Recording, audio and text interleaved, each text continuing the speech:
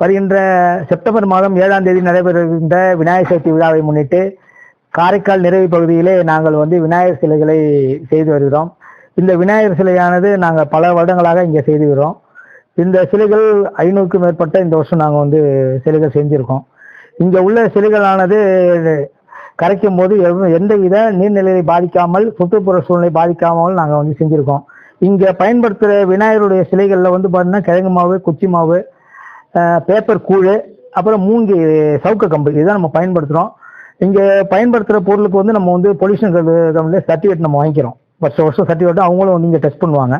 இங்கே செய்கிற சிலைகள் பல மாடல்கள் நம்ம இங்கே செஞ்சுருக்கோம். குறிப்பாக 3 அடியிலிருந்து 10 அடி வரைக்கும் இந்த சிலைகள் நம்ம செஞ்சுருக்கோம்.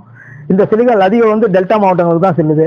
அது குறிப்பாக நாகப்பட்டினம், வேதாரண்யம், திருவாரூர், திருத்துறைப்பூண்டி இந்த பகுதிகளுக்கு தான் அதிகமாக மக்கள் வாங்கிட்டு போகிறாங்க. விநாயகர் சதுர்த்தி இந்த வருஷம் மிகவும் எழுச்சியோடு கொண்டாடப்படும் என்ற நம்பிக்கை எங்களுக்கு உள்ளது. செய்திகளை உடனுக்குடனும் துல்லியமாகவும் தெரிந்து கொள்ள சப்ஸ்கிரைப் பண்ணுங்க.